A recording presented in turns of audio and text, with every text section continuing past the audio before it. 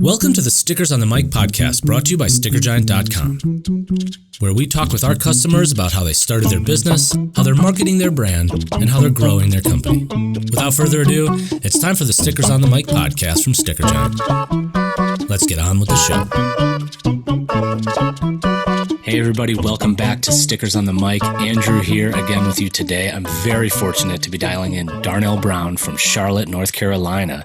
And Darnell is the co-founder of LETELLIER Skincare, which is a customer of StickerGiant, and how I was able to source this interview, which is really neat to see them tagging us on Instagram. But he also has his own business and coaching and entrepreneurship side of his life as well that he also does as a business. And you can find that at darnellbrown.com. And he's a fellow podcast host, which is pretty cool. He has the Bulletproof Hustle podcast. So welcome to you, Darnell, and everyone. Let's just get right into it. Darnell, tell us a little bit about all these things you're doing. Yes, and thank you so much for the warm welcome, Andrew. Thank you so much for that. I very much appreciate it. Great introduction, making me feel all good here. So you said let you know what's going on? Yeah, what's like what was today like? But in general, you have these three really cool projects between creating a skincare brand with your partner, Kim, who you said is teaching. That's what she's doing right now, teaching people stuff, which sounds like a really neat story. And then, of course, you're doing a lot of business stuff, and this is a business podcast. So, I just want to learn from you. Yeah, man. Yeah. So, wow. So many things going on, but we are trying to kind of consolidate and simplify and make this all make sense. You know, we got this our skincare line. You know, that's our baby right now. That's extremely important to us. And it means a lot to us. It's very precious, and we still feel like it's very much in its infancy, maybe even in the larva state still. And so there's so much to do there. So many plans and such a roadmap and stuff laid out, and not all that we can obviously disclose to everyone, because you got to keep some things under wraps until it's just the right time, until they started to make fruition. But yeah, you know, vegan skincare, mineral-based makeup, and eventually at some point probably things for like shampoos and maybe beard oils and stuff like that. Like we have many plans and many things that we want to do. What's important for my wife Kim is to come up with these facial kits and stuff first. Is to build out, and we're deliberately coming out with one product at a time, or every several months, to very intentionally build out these facial kits so that people can really do this stuff at home and really take care of themselves. And then express versions of kits, like for the men, like for people like myself that kind of want to get in and out, or have a program, you know, or a thing to work for, to take really good care of our skin, and for all types of skin and all of that type of stuff. So it's very, you know, she kind of pulled me into her web with that, because that's something that she's been wanting to do and stuff for a while. And we were able to put our minds and our skills together, her with what she knows in osteology and her background there and her interest there. And then me on the side of branding and strategizing and design and graphics and all that. And we were able to kind of cross-pollinate and make something that was like, wow, it's the perfect time. It's so obvious that we should have did this probably a longer time ago.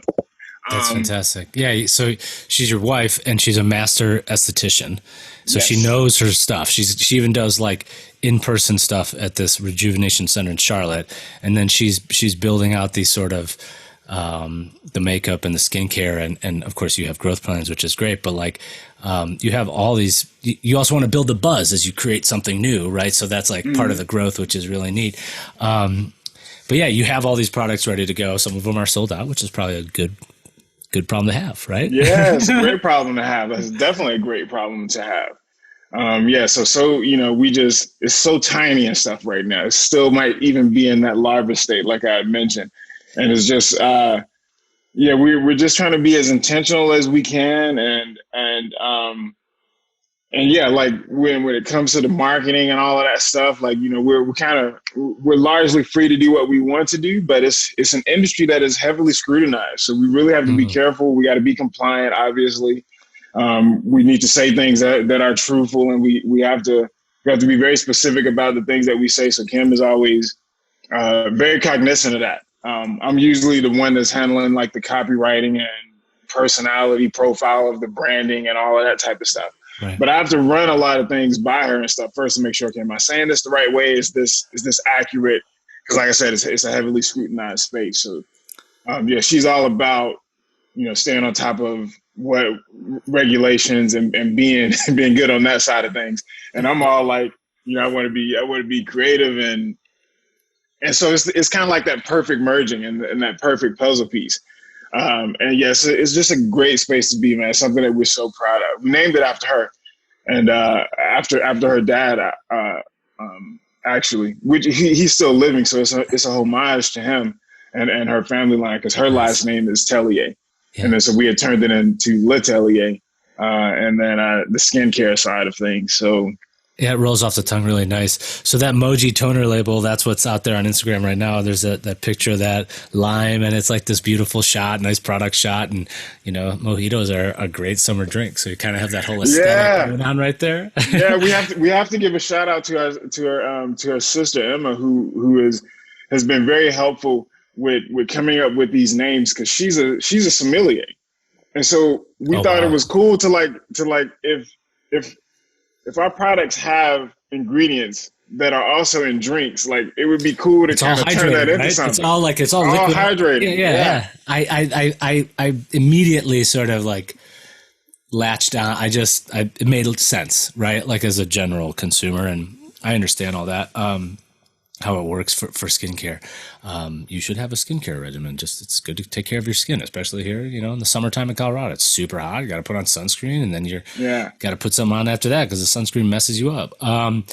There's a lot of activity, like you said, behind growing this brand, and it's clearly very exciting. And your Instagram does that. You have some cool customers and models and all that stuff. You got to have people in your advertising and creative because it's a people product very much. Yeah, right? Absolutely. You got to have that. So before that, though, we jumped into the right now, the nitty gritty of today in your life. What really brought you to this point of understanding branding and business? Of course, meeting your wife helped start this particular project, but there's a lot going on darnellbrown.com. Talk to us a little bit about what that looks like as that part of your life. Yeah. So, man, you mean like in the now or prior life? Let's go back to how Darnell decided to be an entrepreneur. Oh, okay. Well, wow. That's that actually is one of those things that I feel like was inadvertent somehow.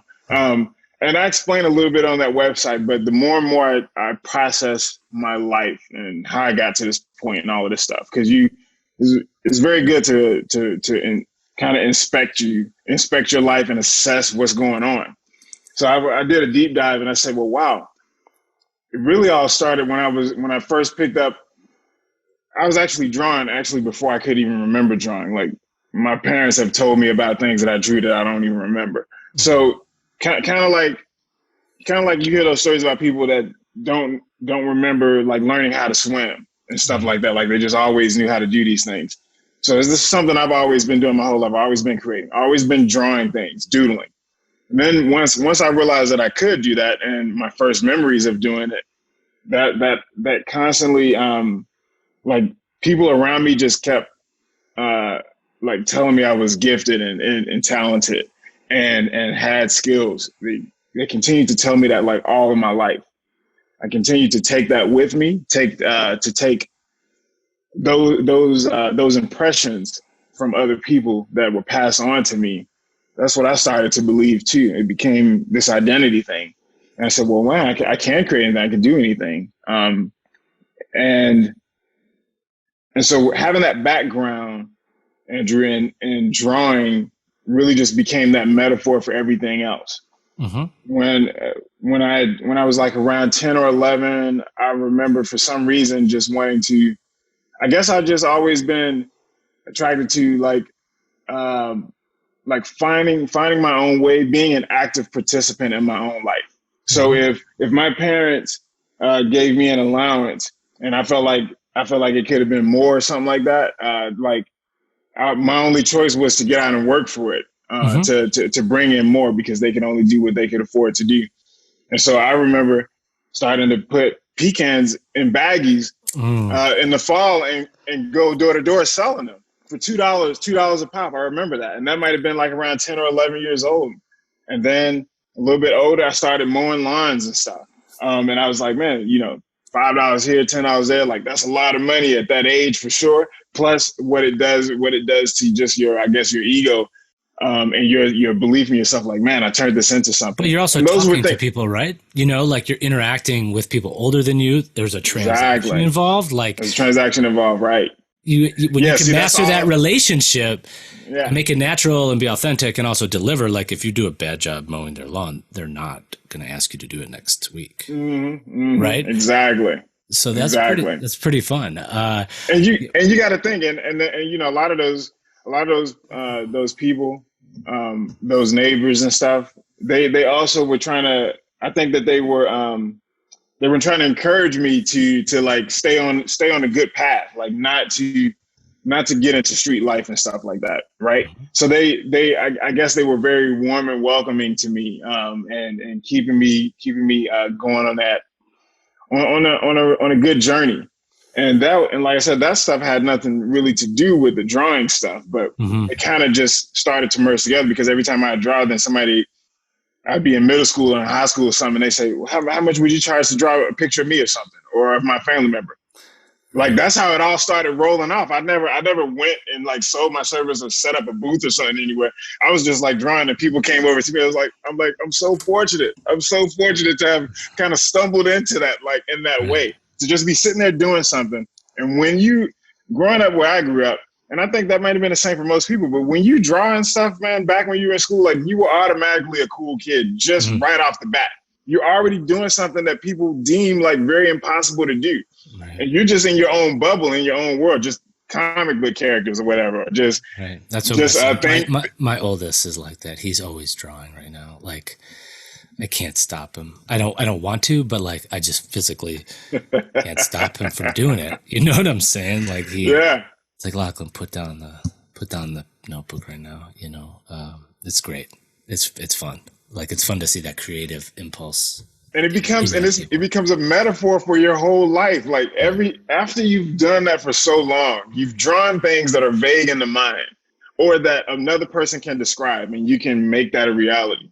Like, that's a metaphor for your whole life and stuff at that point, for your entrepreneurial decisions, your decisions in life, and being able to design a life for yourself, right? So to speak, being able to look at inspiration from things that don't exist, from other artists, superheroes, villains, stories, just great storytelling. That's all branding and stuff to a certain point, to a certain degree. And you're able to put all of that and kind of filter that out of you, all of your experiences, all of the things that kind of shaped you. And that's what I've been able to do. And then that brings me to where I am here at, on the cusp of turning 36 years old.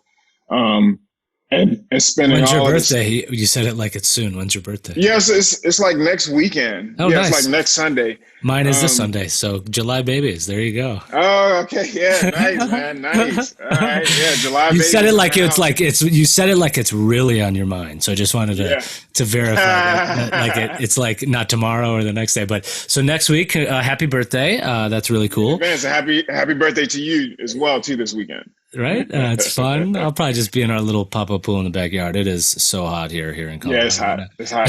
That's why I like summer birthdays. It's like, pool party? Okay, cool. Sorry. So let's stay on track here though.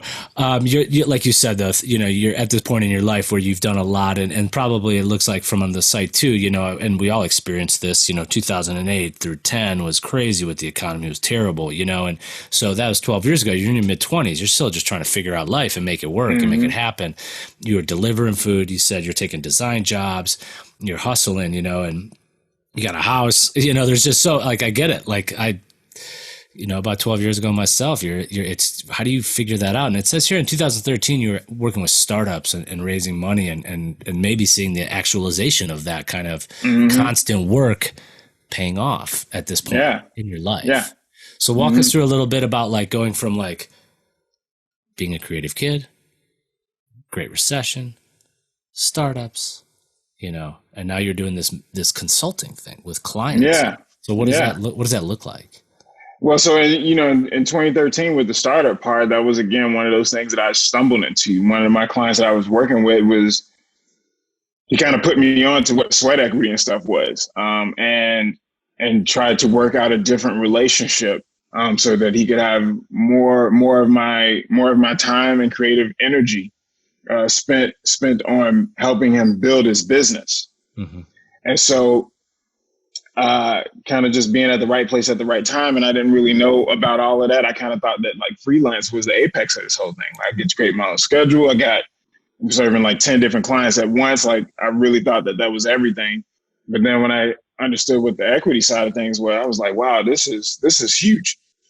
This is on the cusp of something, and the growth potential here is insane if we can turn this into something, and to be a vital part of that journey, to help out with the design and branding side of being a small piece of that story.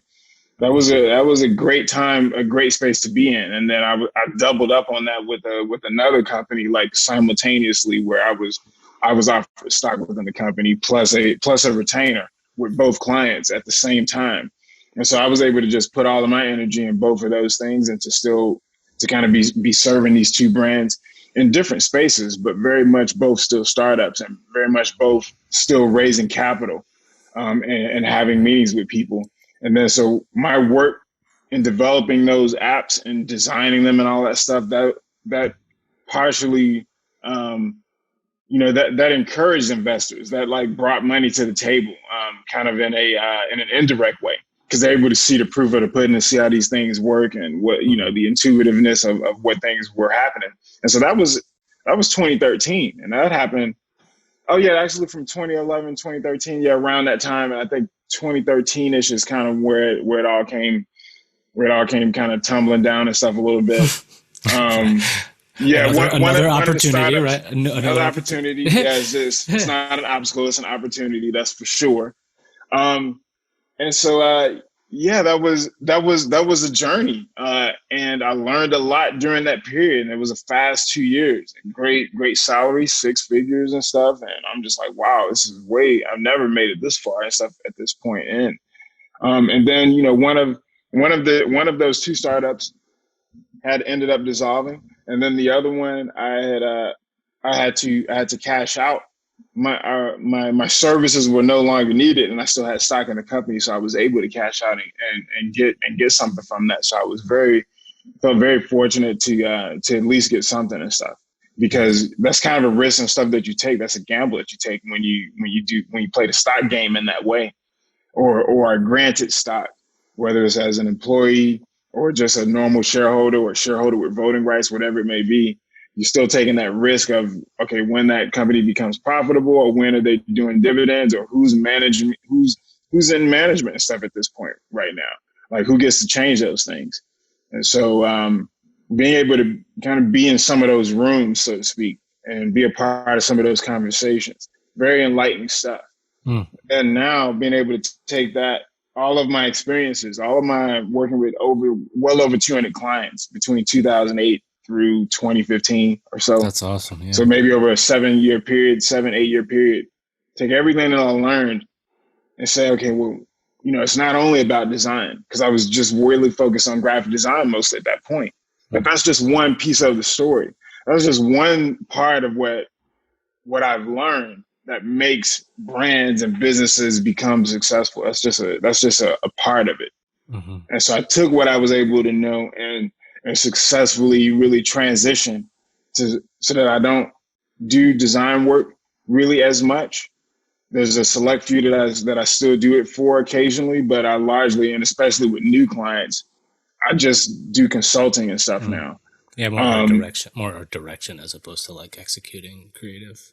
Well, beyond even art direction, Andrew. Okay. Actually, this is consulting actually, just from a branding standpoint, more from like a psychological storytelling aspect of things. Saying. Got it. Yep. Being able to tie all of these disparate elements in and say, okay, well, you thought that visuals meant this much, but it's really like this much of with your brand. No, how you treat your employees, how you treat your staff, how you treat your customers. Like, this is all part of your brand story. Mm-hmm. This is all part of what is going to catapult you. And I really get to step in, see what's working, audit them, and help them in all of those different areas, a more comprehensive approach. And so any recommendations, Andrew, that I even make on the design element, that's still a small facet of even what I do and how I can help them. Right on. And I just feel like, this is a new plateau or a new peak that I've kind of reached in this space that I've been continually evolving. And I think, Andrew, that the next step is online courses and master classes and stuff now. It's to really that was actually my next question. Yeah. Because like on the site, you got the services, but you've got some books. You got the courses. There's these 3-day thing that's pretty cool, and then you got these tools that you're giving people education and really trying to provide service, and then selling some merch, which is pretty great. That's all. Yeah, man. Yeah, I gotta tie it all in. You gotta start selling some stickers on there. I just see T-shirts. It's got to have a sticker too. I guess you throw those in for free. Throw those in for free though, right? Like I'll throw those in for free. Yeah, just because you get those for free. If someone's buying something cool, that's a higher ticket item anyway. Yeah, absolutely. So talk a little bit about the courses though, because you've got this one up there, and it sounds like you want to continue, educating and teaching. Absolutely. And also like helping people. That's the name of the game, is to be able to share what you know. So my build your brand, this boot camp that I've been working on for the past several months. It's going to be the first or the second thing out the gate in terms of my first time really doing this. But what I love about this, Andrew, is that I feel like it's the perfect like culmination of everything that I've amassed, all of the experiences, all of the skills. I get to tie all of this in because I get to do visuals, audio, right? Because if I'm doing slide shares and stuff and I'm giving content out, like now I get to design like what I would love a presentation and stuff to look like, right? And it's how I'm delivering that information, and I'm talking at the other end of it. So while a person is kind of looking at things, right? And I'm definitely gonna do some intro music like I do in the podcast. So I get to tie that element into things. So I get to design, coach, consult, create visuals, create a storytelling type of thing, like my love for movies by like building out a course and structure and lecture. All of that in like one thing, and turn that into ideally something that can be scalable, right? And that is providing a shortcut to an outcome for the people that are coming to it. People, I often run into people all the time that are largely like they're at junctures, they're at critical junctures. They're either going through like a crisis in their business, or they like need to revamp things if something isn't working or things are stagnant, or they're starting out for the first time. So they have a lot of the same problems or the same pain points. So I said, building a brand, that's really what this whole thing is about. Excuse me. So good. So I said, if I could give them a boot camp and like walk them through like how to really start this thing off in these three key topics, of like the first three things that you should do in building a brand, especially for today's world, then this is how I would create that course. So I get to do it from all things and really just take it to that ultimate level of really just dropping it all in this kind of flagship type of course. But then I realized, like maybe a couple weeks ago, actually, Andrew, that it was too big. And I already felt like Build Your Brand, that course was just on a few things. Right. And I said, it's too robust. I said, I gotta intro people into this thing. Sure. So then that was when I had, and you probably see that on the website too, that was when I came out with like the Build Your Brand Quick Start Guide. Like the first 10 things you should do in building your brand. Yeah, so for free too. Like just try it out. For free. Just try it out. Because lists are easy in a way, right? Like try to follow some of these things. You're not going to do great at all of them. But then you're going to dive deep for 3 days and you can charge a premium for that, right? Like give that one-on-one relationship. Exactly. I could do that. And I had the idea of, Andrew, of doing like some live workshop versions of that for free, because that's what I've been doing for my wife's students at her school. Like that was one of those things I inadvertently fell into. Like she was like, I've been telling all my students and stuff about you. and about what you do. Like, could you come up with something and like a way of kind of teaching them on what they could do like after they graduate? So then that became like the quick start guide. Like that's a product that came out of doing that. And then I said, now I get to come at it from the other angle. Now that I've given that workshop so many times, I can bring this to a broader audience because it doesn't matter. It works for any vertical, any industry. Totally. That's the other thing that I want to get across is to make my content very democratized and stuff, and to really like demystify anything that, okay, you know, just because you're a B2B company that this might not work. I'm like, no, you're still dealing with people at the end of the day. People still have issues. They still got to trust you. It doesn't matter if you're an institution or a large conglomerate. You're still dealing with very simple principles and still getting still trying to be known, liked, and trusted before a person starts a transaction with you. So really being able to break all of that stuff down and say, okay, build your brand, but as a quick start version, what does that become? So I'm going to do some live free workshops of that. I'm probably going to do like 3 or 4, invite people in, give them the stuff for free, give them the access to that PDF that I've been doing for free as well too.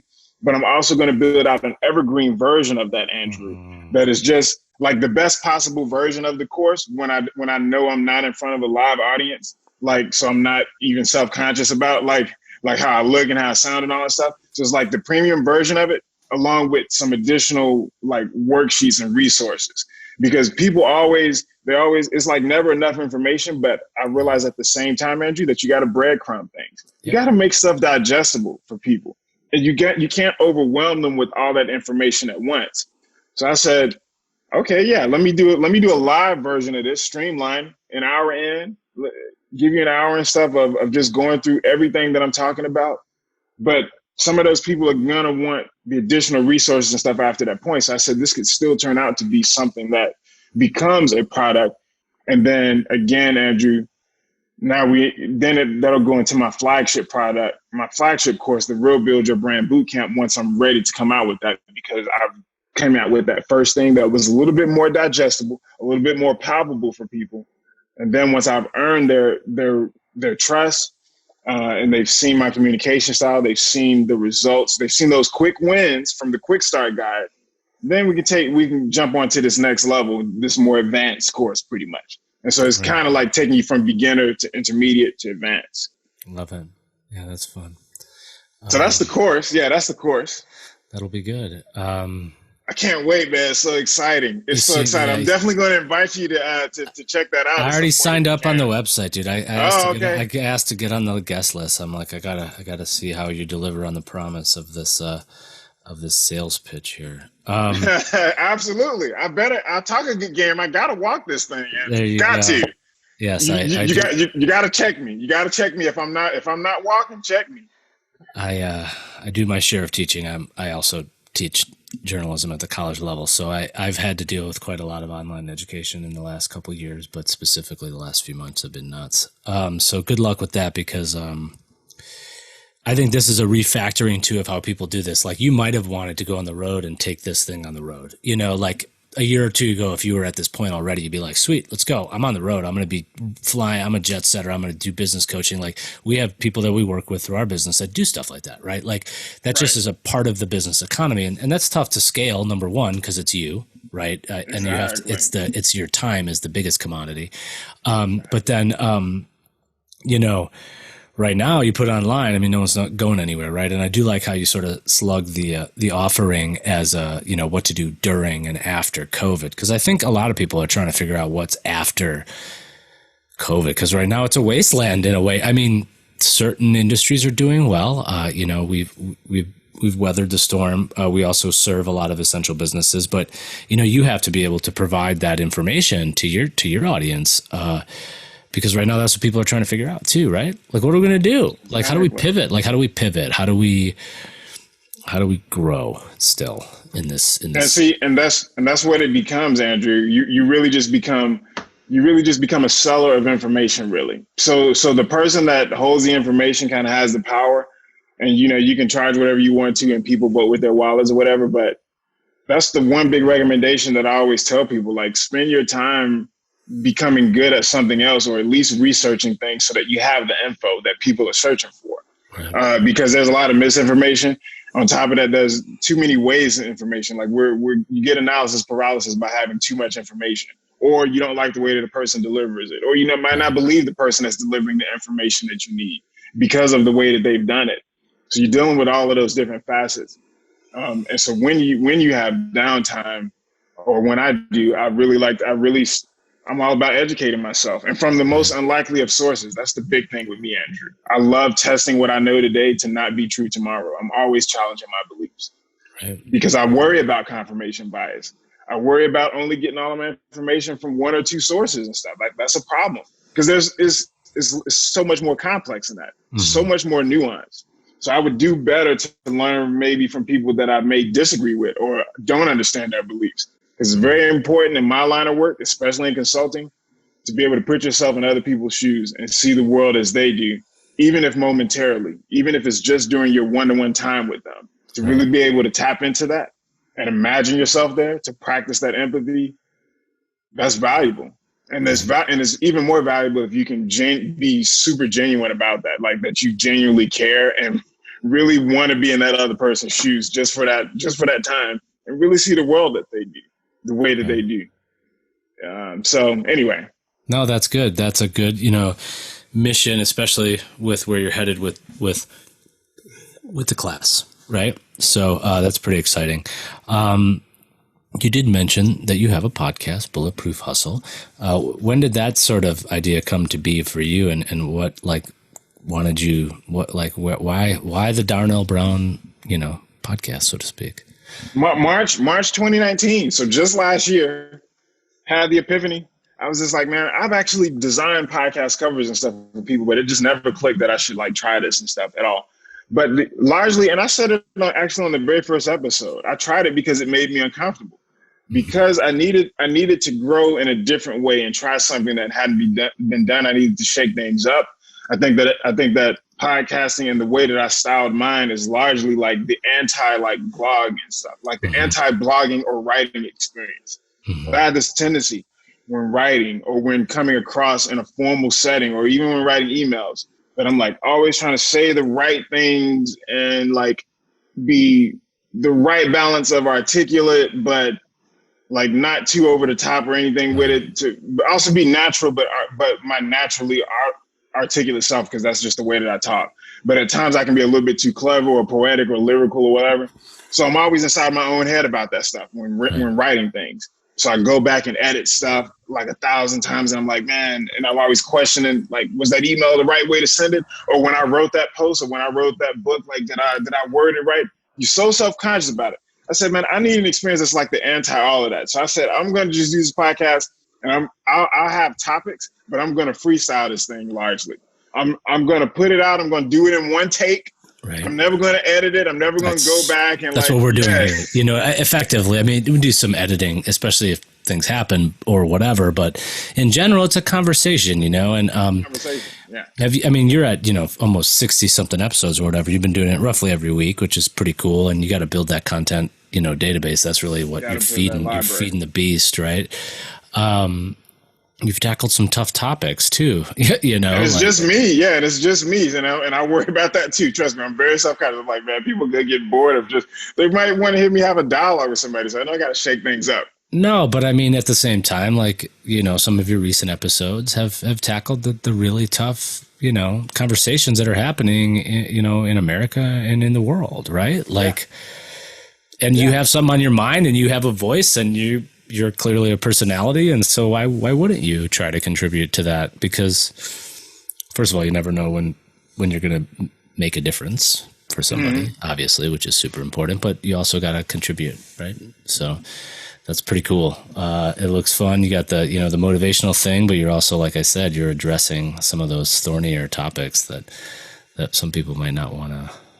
And it still always ends with motivation. I feel like, or at least try to go in that way. I'm not a Debbie Downer. I'm a Mr. Optimistic type of person. Right. I always have been. I always see the glasses half full. I always see the opportunity and the obstacle.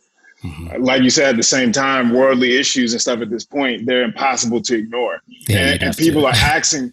people are asking me about my thoughts on those topics anyway. So I had to find a forum. You're like June 15th, episode 56. It got real, Yeah, it got real fast. Yeah. It got real, right? Like, I'm sure it did. It's, white America meet black privilege. That's not, some people want that in their podcast. Other people are like, wow, I should do that. I should figure out a way to check myself. You know what I mean? So you never know. And in 13 minutes too, like that was 21 minutes, right? You're not going to solve the world's problems, but at the same time, you're going to be like, no, but just hear me out. Totally easy. 20 minutes isn't you washing dishes. You know what I mean? Like someone could listen to you in the middle. Oh, this run takes 30 minutes. I listen to a podcast and then I don't, like that's great.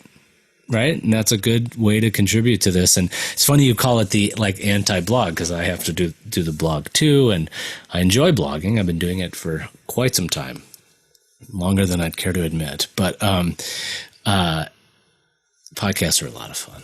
They really are. Podcasts are so much fun. I absolutely agree. And that's why I'm just like, while this is small and intimate, and while I'm, I don't answer to anyone when it comes to the podcast. So I'm just like, I should do exactly what I want to do and say exactly what I want to say, at least at this time right now. Right. Because it's yours and you get to do it that way. But here's the thing with me.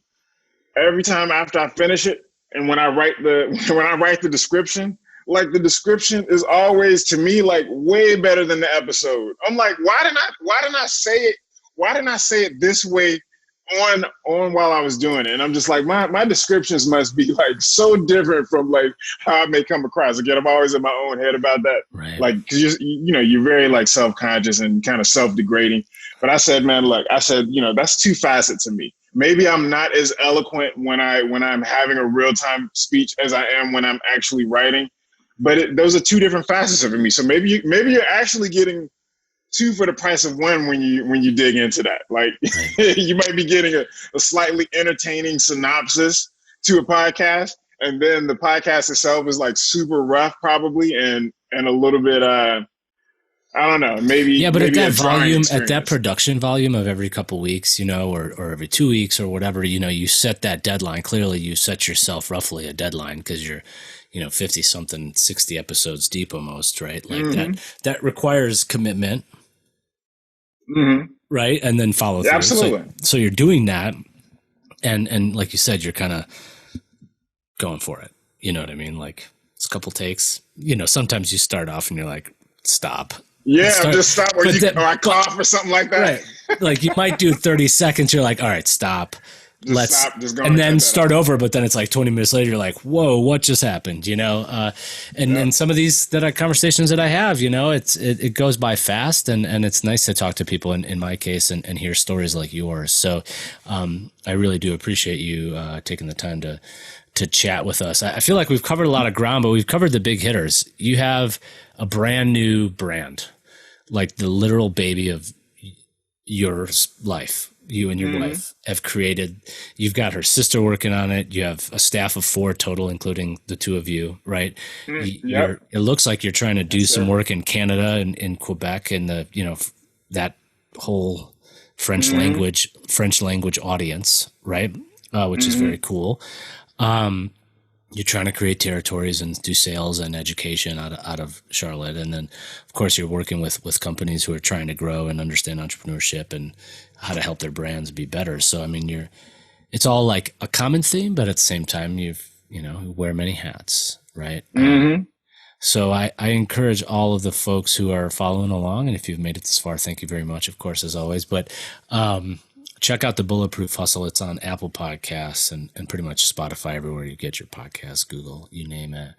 LETELLIER Skincare, we started the show with that. I kind of want to end a little bit with that just to bring it all home, right? Because that is let's do it. That's the project that's most exciting for you. You were very amped up when we started talking about that because of just where could it go, right? And you can't give away the farm, and I want you to be so psyched about your releases, of course. I want everyone to be psyched about that for you all. But what is next for LETELLIER? It is early enough where you have some wins. You're selling your products, right? But what does it look like to build out the supply chain and continue creating that demand? Yeah, so that's gonna be getting out because Kim said, yeah, it's real important to finish out these facial kits, and we think that, and I agree with that. I think that having kind of a comprehensive plan and stuff for people, usually when you're building a skincare brand, you want to make something comprehensive for people because people are like they want to get all their stuff from the same brand and stuff if they Totally. can, and then largely, as you know, like millennials and even the younger generation afterwards, we're all about like transparency and like Yeah. going with companies that have really strong values and that kind of give it to us straight and stuff like that. So we're attempting to do all of that more and more. We're working with good people. You know, we got great relationships. You all helped us out as well too with these freaking amazing labels. Oh my gosh, they look so good. They felt so good, and that was actually from a client from a client of y'all's that was a friend of Kim's. Like Kim and y'all's client went to the same school. Oh, wow. And once we got her bottles in, we were like we were crushing all on those labels actually. That's And amazing. then I was like, man, let me reach out to her and ask her who did those labels. And it took her like 2 months to respond or something that. Like I had to find this out on my own or something. Oh, no. No. I think when she answered, yeah. I mean, that was fine. That was when I knew the name. It was like, yeah. So she told me about your name. I was like, okay, cool. Because we want to reach you right when you need us. You know what I mean? Like we want to make sure, we can't control everything, but we want to be fast, fun, and friendly. That's our brand promise, right? So if you're looking for labels, we want to be there as quick as possible. I am so glad you found. I'm so glad you found us. I really am. Like I said, if folks could head to Instagram and the LETELLIER Instagram is doing good work and really trying to create beautiful visuals, and at the same time, it's a commerce platform. You know, I mean, you are trying to get people to get to your website to buy your products, right? Yeah, absolutely, man. And branding. So if you got the great product, and I'm able to take some time, do the actual design. I got Kim over my shoulder kind of giving me some different ideas and like real-time feedback and making sure we like these colors. And sometimes, like especially lately, Andrew, it just clicks. Like I was able to whip up that design, the same one that you all did like in a morning, which was great. I did it in like an hour or something like that.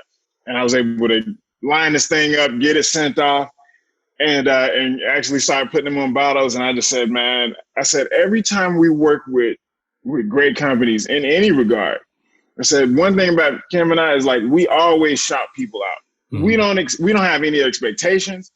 We tag people and stuff all the time, and we might not even mention that we tagging you or anything in it, but that's just what we do, man. That's just what we do. That's our way of paying it forward. That's our way of showing the generosity that we want to see more of in the world by leading by the example, by trying to get away from expectations and stuff all the time, or having reciprocity and stuff involved. Just do good and let it work itself out. That's kind of our philosophy, and kind of look at how this is. Look at what's transpired from this, and I love it, man. I love it. I'm so happy about this, man. Good. This is super good stuff. Working with great companies. I love y'all's culture, y'all's energy and style and all of that. And I'm just like, man, that's inspiring. That's super inspiring. Like I want to feed off of some of that energy and stuff, and be a part of that, and like work with these people. So she was telling me the other day, she was like, man, when we get our labels for, the Bear Bar and the other parts, she's like, go with StickerGiant. I said, okay. Yes. I was like, man, I love it. Yeah. No, our company is built on those kinds of values as well, and really doing a lot of education, and we run some pretty interesting projects between Open Book Management, which is one of our financial projects, and then Traction, which is the entrepreneurial operating system. So those are the kind of big ticket things that make the big gears work in our business, which is really fun to be a part of. And when you run a business, you have to have a common language and understanding processes. And StickerGiant turns 20 years old this September, which is pretty cool. That is insane. Y'all look like such a fresh brand. Y'all look like y'all came out this year or something. No, it's so fresh. It's so so modern and stuff almost. The energy and stuff behind it. But 20 years, that is insane. Wow.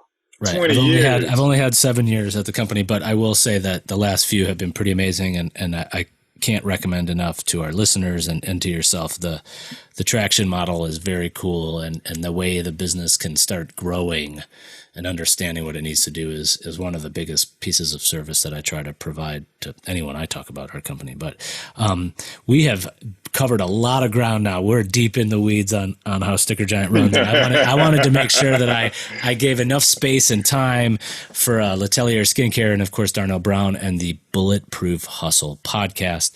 Very entertaining conversation. Thank you for your passion, your drive, whether it was creating superhero comics at 12 years old and mowing lawns and then slinging pecans, which is a great anecdote, to being able to weather the tough times and take the opportunities where they come, and now creating that sort of family business with your wife and really leveraging her passion and experience is a great success story. And that, if at nothing else, y'all are definitely creating something meaningful, right?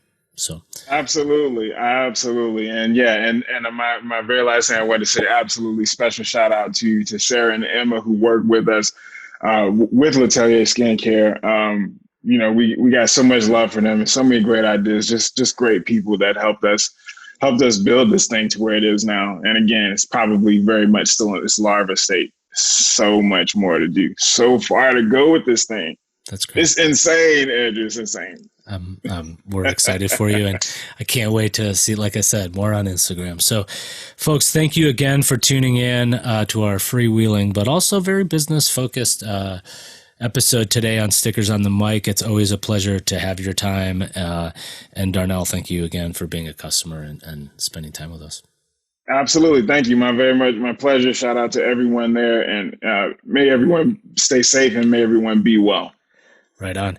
So we say this at the end of every show. Every sticker has a story. In this case, it's a label out of Charlotte, North Carolina, the Moji Toner from LETELLIER Skincare. And it is definitely all over Instagram now. And if you're looking for any skincare regimens, check out LETELLIER. So thank you, Darnell, and we will be following you as always.